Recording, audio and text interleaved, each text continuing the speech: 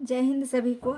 आज हम लोग समझेंगे जैन धर्म के बारे में, पढ़ेंगे। किसके बारे में? जैन धर्म के बारे में। आप लोग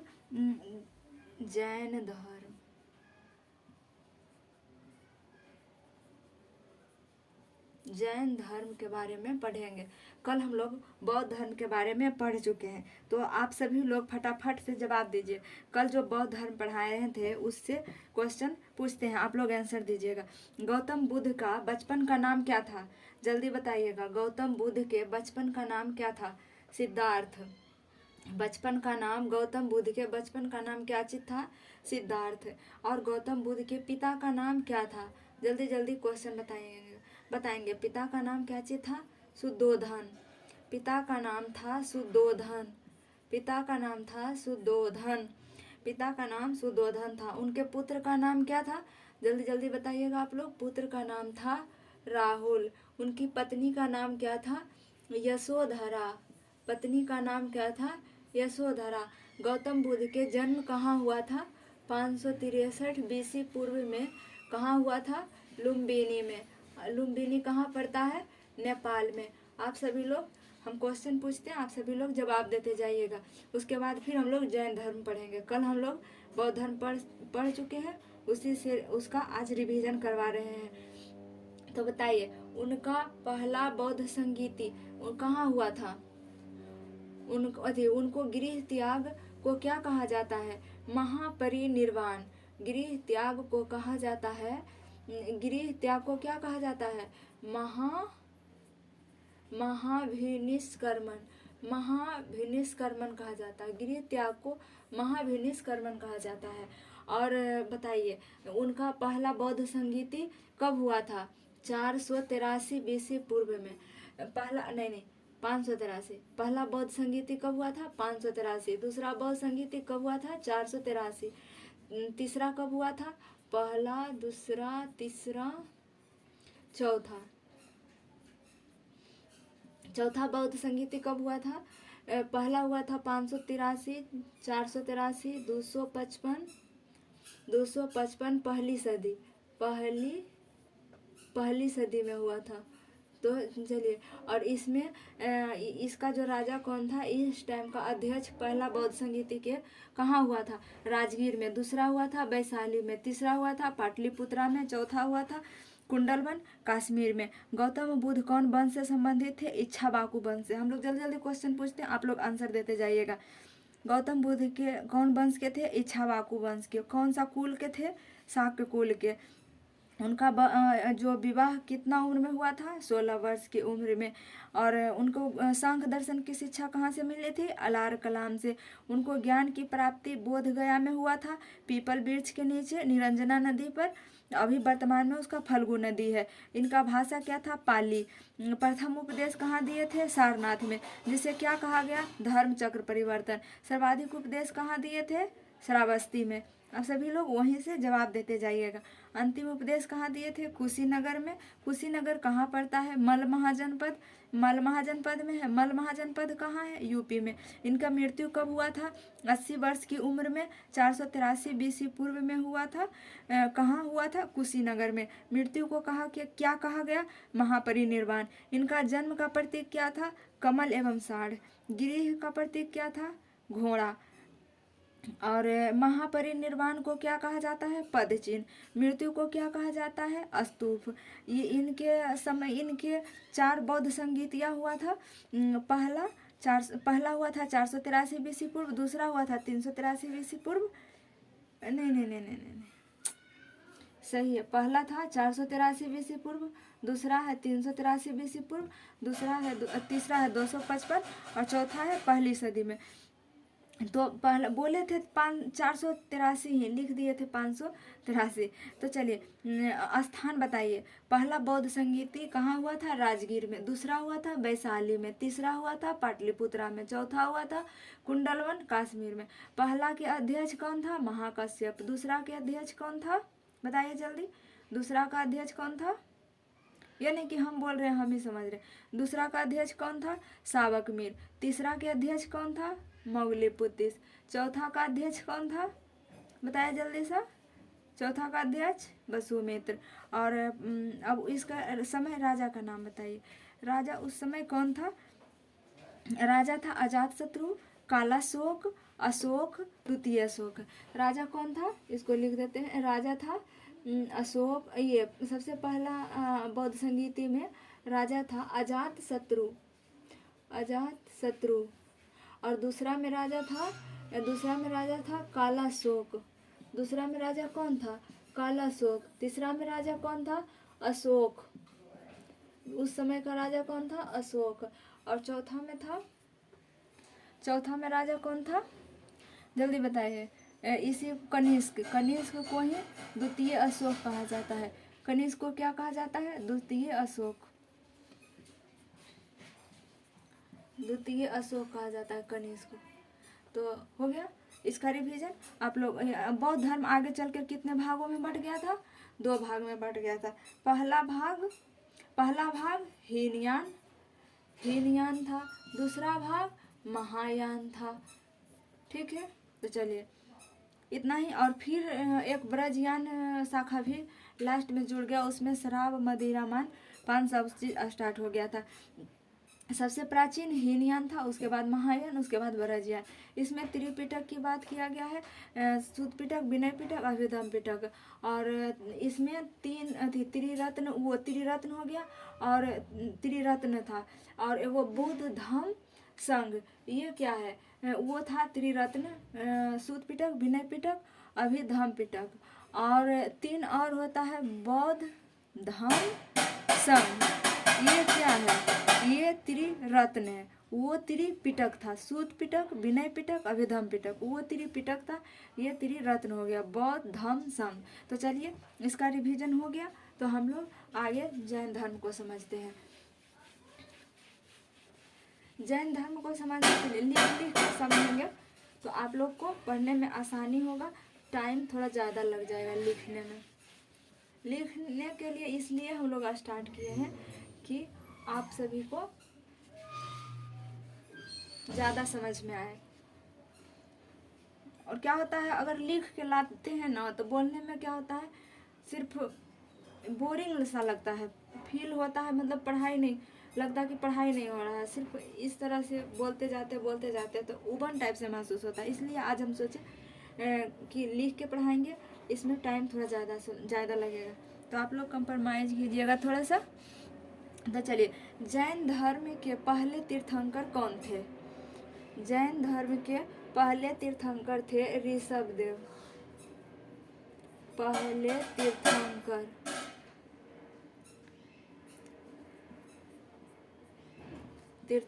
थे ऋषभदेव। वहाँ चमक रहा है। पहला तीर्थंकर थे ऋषभदेव। ऋषभ तीर्थंकर का मतलब होता है प्रवर्तक। तीर्थंकर का मतलब क्या होता है? प्रवर्तक, जो उसको चलाने वाला होता है। और 23वें तीर्थंकर थे जैन धर्म के। 23वें तीर्थंकर थे पार्श्वनाथ। 23वें तीर्थंकर थे पार्श्वनाथ। और 24वें तीर्थंकर महावीर स्वामी थे। 24वें तीर्थंकर कौन थे? महावीर स्वामी। महावीर स्वामी थे 24वें तीर्थंकर। और इनका प्रतीक था वृषभ, यानी सांड। वृषभ मतलब होता है सांड। और पार्श्वनाथ के प्रतीक था सर्प। और महावीर स्वामी का प्रतीक था सिंह। महावीर स्वामी का प्रतीक था सिंह। इन्होंने पंचायन धर्म दिया था। पंचायन धर्म, महावीर स्वामी के द्वारा पंचायन धर्म दिया गया था। और ये पार्श्वनाथ के द्वारा चतुरायन धर्म दिया गया था। चतुरायन इस तरफ दिख रहा है कि नहीं दिख रहा है? चतुरायन धर्म, अच्छा यहाँ पे नहीं दिख रहा, कहाँ?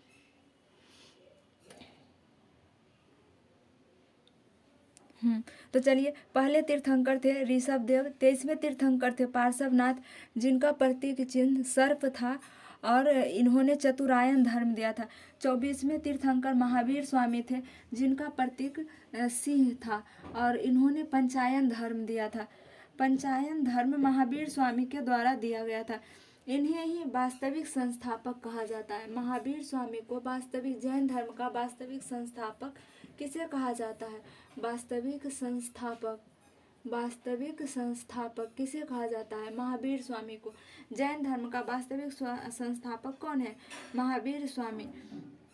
इनका जन्म 540 ईस्वी पूर्व में हुआ था। 540 ईस्वी पूर्व। महावीर स्वामी का जन्म 540 बीसी पूर्व में 540 बीसी पूर्व में कहाँ हुआ था? वैशाली में। वैशाली कहाँ है? वैशाली में हुआ था। वैशाली कुंडग्राम में हुआ था। वैशाली के कुंडग्राम। वैशाली जिला का नाम था, वैशाली के कुंडग्राम। कुंडग्राम जगह का नाम है। जन्म इनका हुआ था 540 बीसी पूर्व वैशाली के कुंडग्राम में। इनका बचपन का नाम वर्धमान था। बचपन का नाम, महावीर स्वामी के बचपन का नाम वर्धमान था। महावीर स्वामी के बचपन का नाम वर्धमान था। इनके पत्नी का नाम, पहले पिता का नाम, इनके पिता का नाम सिद्धार्थ था। पिता का नाम सिद्धार्थ था। इनकी माता जी का नाम त्रिशला था। भाई का नाम नंदी वर्मन था।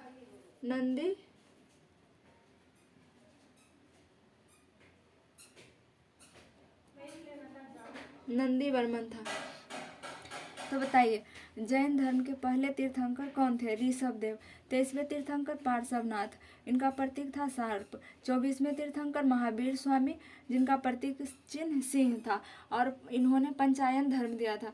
वास्तविक संस्थापक, जैन धर्म का वास्तविक संस्थापक किनको कहा जाता है? महावीर स्वामी को। इनका जन्म कब हुआ था?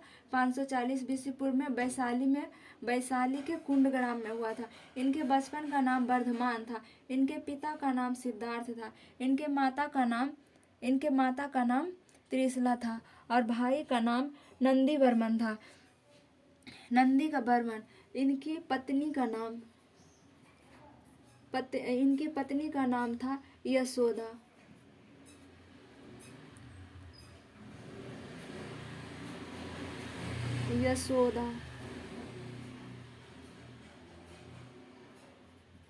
पत्नी का नाम था यशोदा। यहाँ तक दिख रहा है? हाँ, पत्नी का नाम यशोदा था।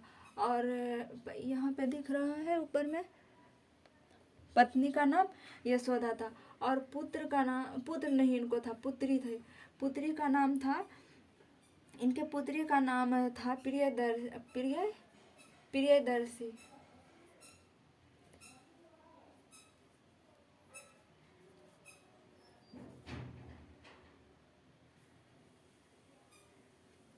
इनकी पत्नी का नाम था प्रियदर्शी। और इनका दामाद का नाम था दामाद का नाम था जमाली। यहाँ तक दिख रहा है आप सभी को? हाँ, दिख रहा है।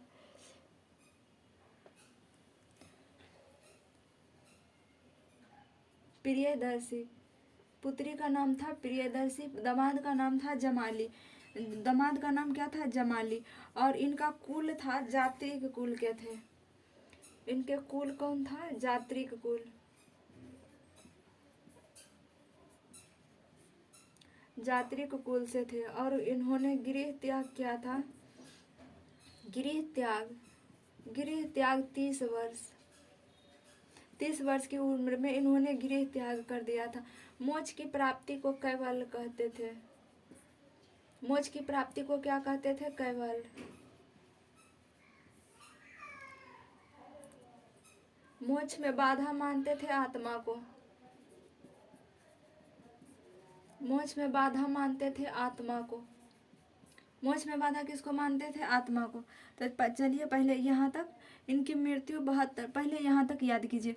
जैन धर्म के पहले तीर्थंकर थे ऋषभ देव। 23वें तीर्थंकर थे पार्श्वनाथ, इनका प्रतीक चिन्ह क्या था? सर्प था। और 24वें तीर्थंकर थे महावीर स्वामी, इनका प्रतीक चिन्ह था सिंह, और इन्होंने पंचायन धर्म दिया था। वास्तविक संस्थापक कहा जाता है महावीर स्वामी को। जन्म हुआ था 540 बीसी पूर्व में वैशाली के कुंडग्राम में। इनका बचपन का नाम था वर्धमान, और पिता का नाम था सिद्धार्थ, माता के नाम था त्रिशला, भाई का नाम नंदी बर्मन, पत्नी का नाम यशोदा, पुत्री का नाम प्रियदर्शी, दामाद का नाम जमाली था। इनका कुल था जात्री कुल। गृह त्याग किए थे 30 वर्ष की उम्र में। मोक्ष की प्राप्ति को कैवल्य कहा जाता है। इनमें मोक्ष की प्राप्ति को कैवल्य कहा जाता है। मोक्ष में बाधा इन्होंने आत्मा को मानता था। इनके द्वारा मोक्ष में बाधा इनके द्वारा आत्मा को कहा जाता था कि आत्मा के कारण ही आदमी को मोक्ष नहीं मिल पाता है। इनकी मृत्यु हुआ था 72 वर्ष की उम्र में। मृत्यु 72 वर्ष में। मृत्यु कब हुआ था? 72 वर्ष में। इनके भाषा था प्राकृतिक। भाषा कौन सा था? प्राकृत भाषा। प्राकृत भाषा। प्राकृत भाषा को अर्धमागधी कहा जाता है। अर्धमागधी। प्राकृत भाषा को क्या चीज कहा जाता है? अर्धमागधी। इन्होंने ईश्वर को नहीं मानते थे। ईश्वर को नहीं मानना। इनके द्वारा ईश्वर को नहीं माना जाता था। इन्होंने त्रिरत्न, इनका त्रिरत्न था इनका त्रिरत्न था सम्यक ज्ञान,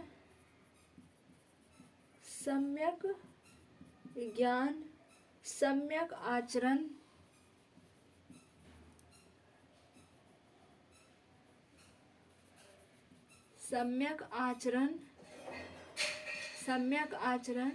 और सम्यक ज्ञान, सम्यक दर्शन और सम्यक आचरण। सम्यक ज्ञान, सम्यक दर्शन, सम्यक ज्ञान, सम्यक दर्शन और सम्यक आचरण। इनका त्रिरत्न था सम्यक ज्ञान, सम्यक दर्शन, सम्यक आचरण। तो इनको ज्ञान की प्राप्ति हुआ था। ज्ञान के प्राप्ति के बाद जीन कहा जाता था।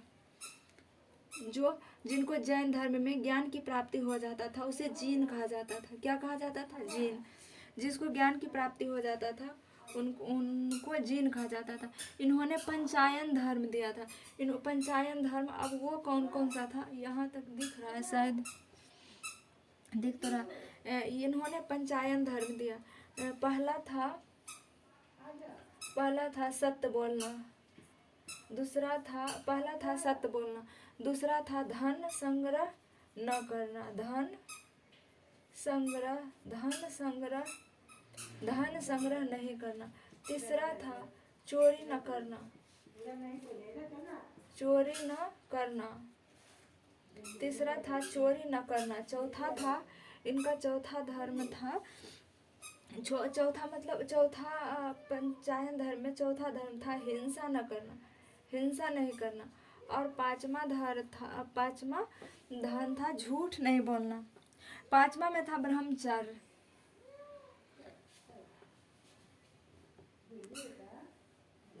चोरी न करना हो गया। और पांचवा में था ब्रह्मचर्य जीवन जीना। पहला था सत्य बोलना, दूसरा धन संग्रह न करना, तीसरा चोरी न करना, अस्त्य। तीसरा में होगा अस्त्य।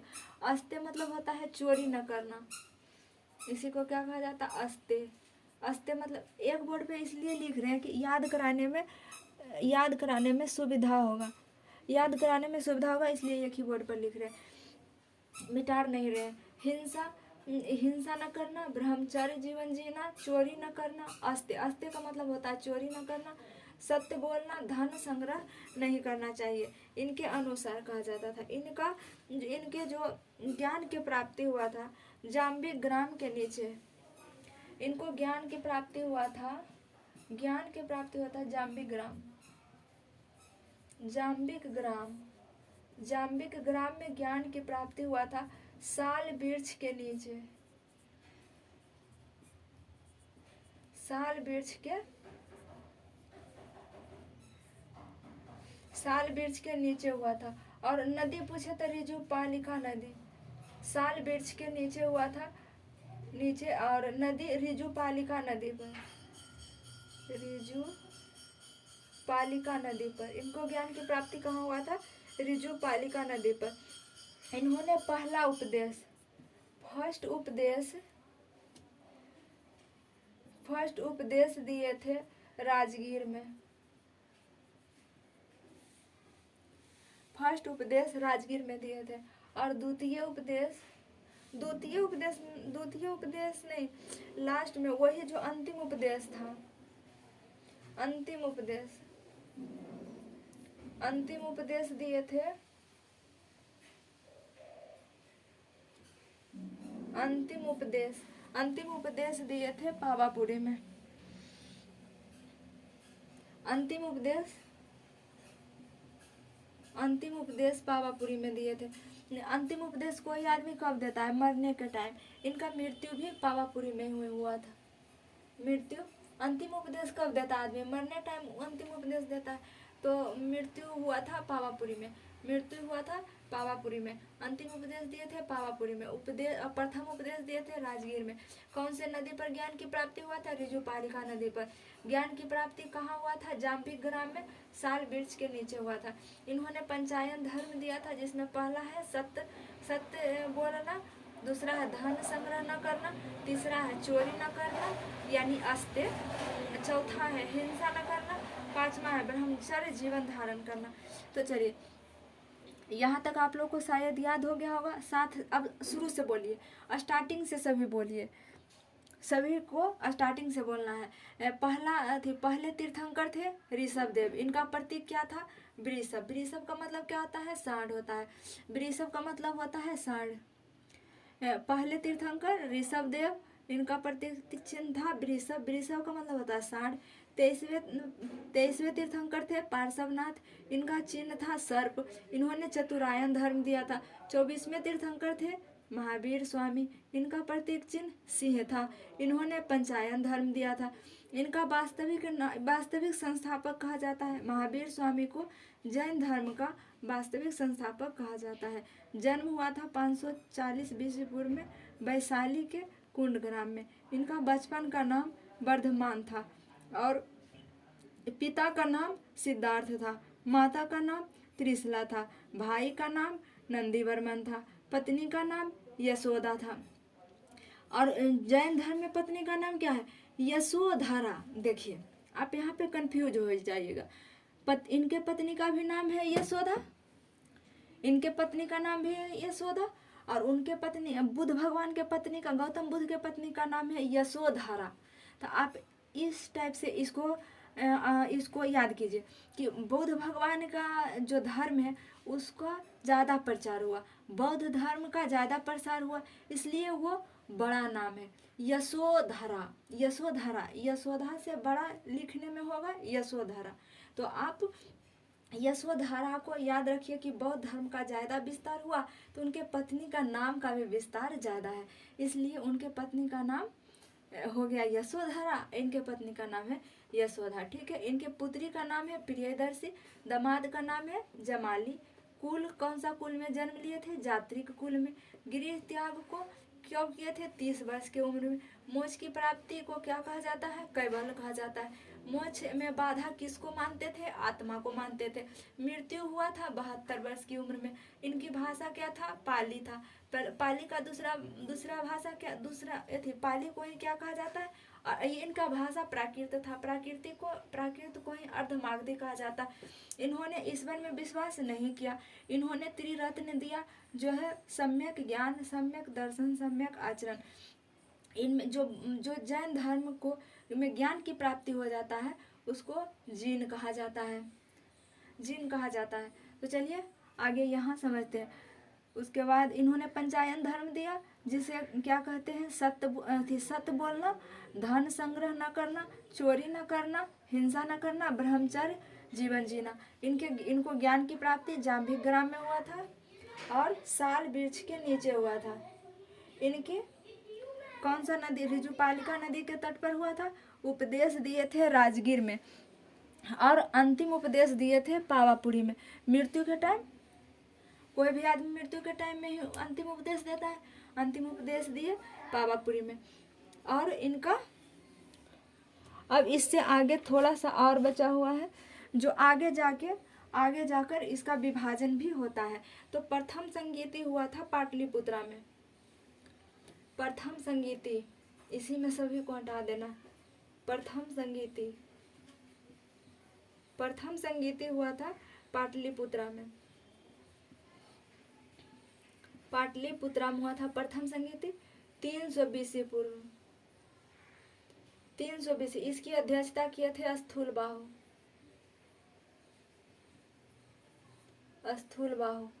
और द्वितीय संगीति बहुत दिन के गैप के बाद हुआ था।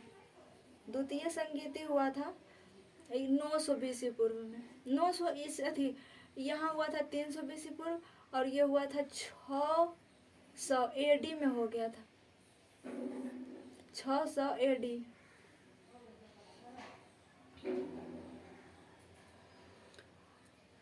ये पाटलिपुत्रा में हुआ था और द्वितीय संगीति बल्लभी में हुआ था। बल्लभी कहाँ है, गुजरात में। बल्लभी कहाँ है, गुजरात में है। और बल्लभी है गुजरात में, और इसकी अध्यक्षता किए थे बल्लभी में जो हुआ था देवाधि श्रवण के द्वारा, देवाधि श्रवण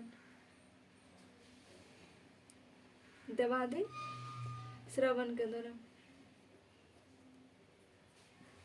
देवाधि श्रवण के द्वारा किया गया था। यहाँ तक दिख रहा होगा आप सभी को, हाँ ठीक है। तो चलिए बताइए, इनको पहले ये थी, इनके द्वारा इनकी मृत्यु के बाद पहली संगीति हुआ था पाटलिपुत्रा में 320 पूर्व में। इसकी अध्यक्षता किए थे स्थूलबाहु। और द्वितीय जैन संगीति हुआ था बल्लभी में 600 AD पूर्व में। ये कहाँ हुआ था, गुजरात में हुआ था और इसकी अध्यक्षता किए थे देवाधि शर्मन के द्वारा किया गया था, देवाधि शर्मन के द्वारा। तो देखिए इसका विस्तार कम होने का एक कारण यह भी है कि पहला संगीत हुआ था 320 पूर्व और दूसरा संगीत हुआ 600 AD। तो कितना हो गया, टोटल 900 ईस्वी के गैप हो गया। तो इसीलिए इसको विस्तार, इस धर्म का विस्तार बहुत कम हुआ था। आगे चलकर इसमें यह धर्म दो भागों में बट गया था। एक था श्वेतांबर और एक था दिगंबर। तो श्वेतांबर और दिगंबर, यहाँ पे लिखेंगे तो दिखेगा, नहीं दिखेगा, यहाँ पे लिखेंगे तो नहीं दिखेगा। यहाँ थोड़ा सा मिटा देते हैं।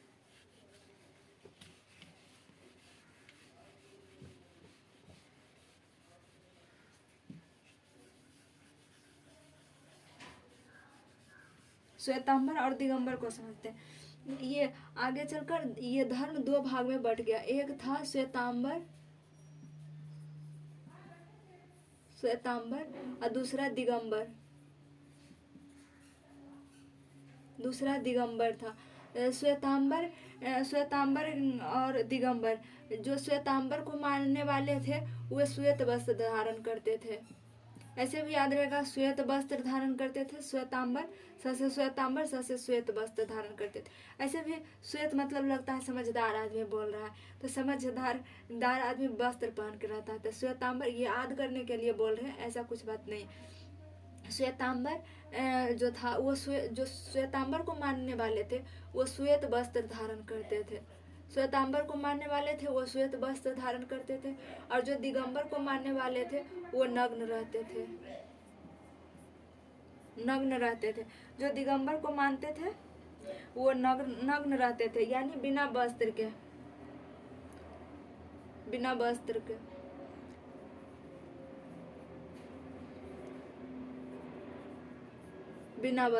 श्वेतांबर को मानने वाले श्वेत वस्त्र धारण करते थे और दिगंबर को मानने वाले नग्न वस्त्र मतलब नग्न रहते थे।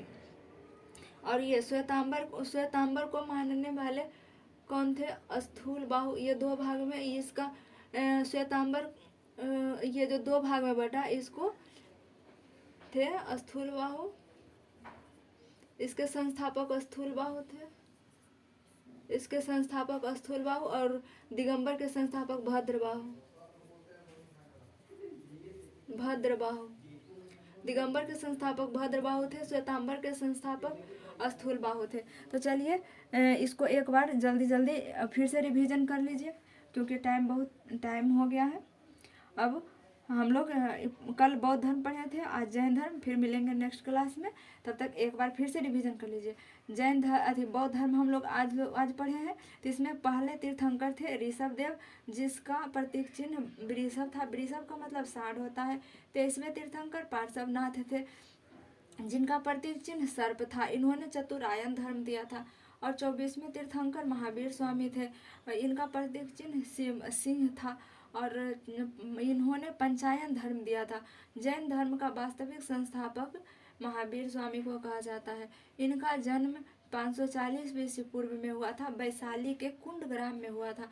इनके बचपन का नाम वर्धमान था और इनके पुत्री का नाम प्रियदर्शी था। इनके दामाद का नाम जमाली था। कुल का नाम जात्रिक कुल था। गृह त्याग किए थे 30 वर्ष की उम्र में। मोक्ष की प्राप्ति को कैवल्य कहा जाता था। जैन धर्म में जिसको मोक्ष की प्राप्ति हो जाता था उसे कैवल्य कहा जाता था। और मोक्ष में बाधा मानते थे आत्मा को। मोक्ष की प्राप्ति में बाधा किसको मानते थे? आत्मा को मानते थे। मृत्यु हुआ था इनको। महावीर स्वामी का मृत्यु 72 वर्ष की उम्र में हुआ था।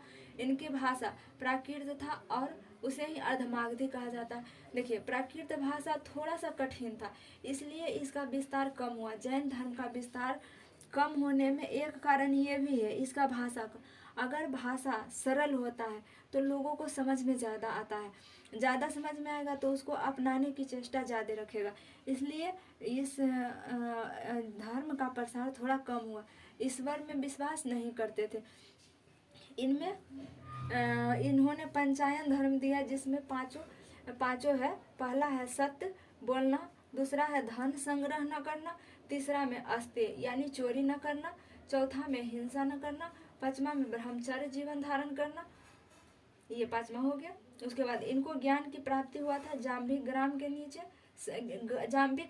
में साल वृक्ष के नीचे नदी था, ऋजुपालिका नदी। यह प्रथम उपदेश दिए थे राजगीर में, अंतिम उपदेश दिए थे पावापुरी में। मृत्यु के समय पहला संगीति हुआ था पाटलिपुत्रा में 300 बीसी पूर्व। इसके अध्यक्ष थे स्थूल बाहु। द्वितीय संगीति हुआ था बल्लभी में। बल्लभी कहाँ पड़ता है? गुजरात में। इसका बल्लभी के अध्यक्ष कौन किए थे? देवाधि शर्मा ने। और कब हुआ था? 600 AD में हुआ था। ठीक है, तो आज के लिए इतना ही। मिलेंगे नेक्स्ट क्लास में। तब तक के लिए सभी को जय हिंद।